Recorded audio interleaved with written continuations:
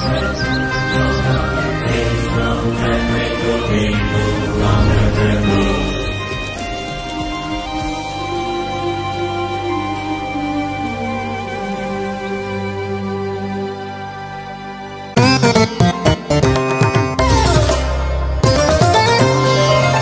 The lord.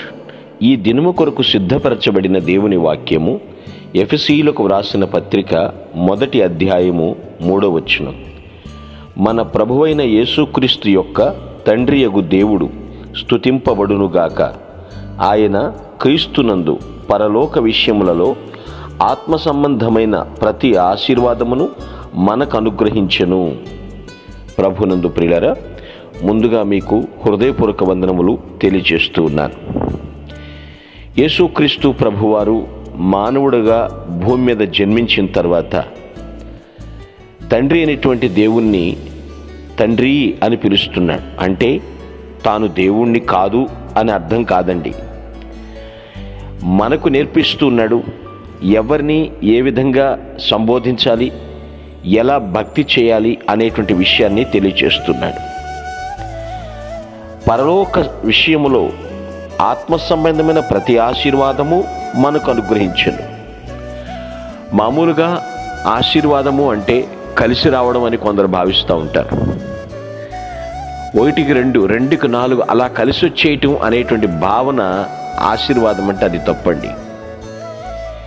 ఆశీర్వాదం అంటే ఎప్పటికీ కూడా ఆత్మ సంబంధమైనది అని కూడా అర్థం చేసుకోవాలి. శరీర సంబంధమైన ఆశీర్వాదాలు ఉంటాయి, అఫ్కోర్స్.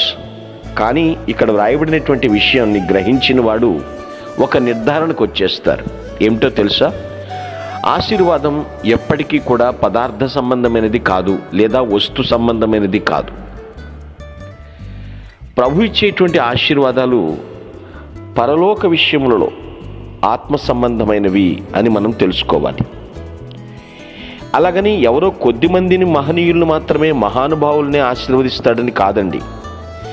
విశ్వాసులందరినీ కూడా దేవుడు ఆశీర్వదిస్తాడని అర్థం చేసుకోండి. విశ్వాసులు అంటే విశ్వాసాన్ని వ్యక్తపరిచేవారు. ఏ విశ్వాసాన్ని వ్యక్తపరుస్తారు?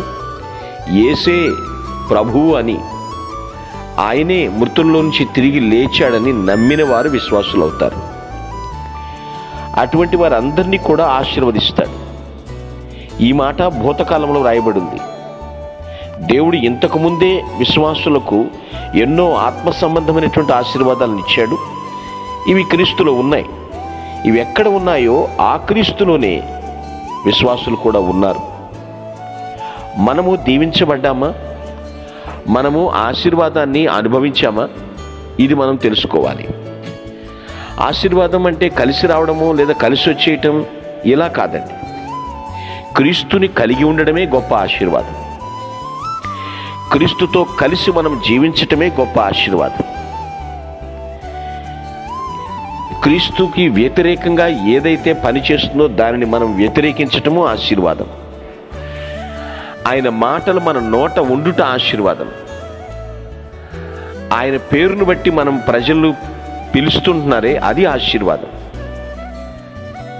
అంతే తప్ప ఆశీర్వాదం అంటే బంగ్లాలు, ప్యాలెస్లు ఇవేమీ మాత్రమే కాదండి. పరలోక విషయంలో ఆయన ఆత్మ సంబంధమైనటువంటి ప్రతి ఆశీర్వాదాన్ని మనకు అనుగ్రహించాడు. భవిష్యత్తులోనూ మనకు ఆయన ఆశీర్వాదాలు అనుగ్రహించబోతూ ఉన్నాడు. ఆశలు తీర్చే దేవుడు మాత్రమే కాదు, ఆశీర్వదించే దేవుడు.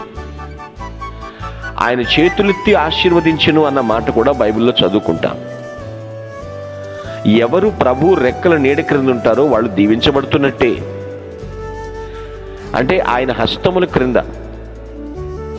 అంటే ఆయనకు లోబడిన వారికి, విధేయత చూపిన వారికి ఆశీర్వాదాలు ఉంటాయి. ఈ భూమి మీదే కాదు, ప్రభు దగ్గరికి వెళ్తాము, పరలోక రాజ్య భోగ భాగ్యాలను అనుభవిస్తాము. ప్రభు ఇచ్చేటువంటి ఆశీర్వాదాలు ప్రజలెవ్వరు ఇవ్వలేరు కదా. ఇది నగ్న సత్యం. అందుకే అంటాడు, దేవుడు ఆశీర్వాదం ఇస్తాడు, ఐశ్వర్యం ఇస్తాడు. నా ప్రజల కష్టము చేత ఆశీర్వాదం ఎక్కువ కాదు. దేవుని యొక్క సన్నిధిలో ఇప్పటి వరకు ఆశీర్వదించబడినటువంటి ప్రజలు ఇంకా దీవించబడాలని కోరుకుంటాం, తప్పేమీ కాదు. అయితే దీవెనలకు పాత్రులు అవ్వాలి అంటే మనము ఎదిగిన కొద్దీ ఒదిగుండాలి, ప్రభుని ఎరుగుతున్న కొద్దీ ఇంకా నేర్చుకోవాలి, ప్రభుకు దగ్గర కావాలనేటువంటి జిజ్ఞాసతో జీవించాలి. అలా జీవించినప్పుడు పరసంబంధ ఆశీర్వాదాలన్నీ జ్యోతిర్మయుడు దేవుడు మనకిస్తాడు. అటు ఆశీర్వాదమును అనుభవిస్తూ అనునిత్యము ఆది సంభూతుణ్ణి ఆరాధించుదుముగాక.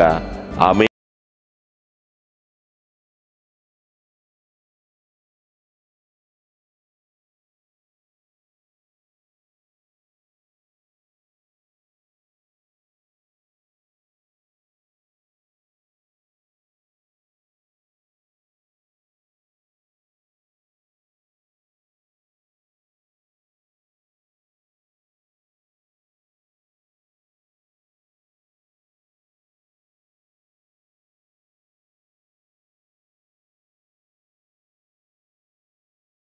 God bless you.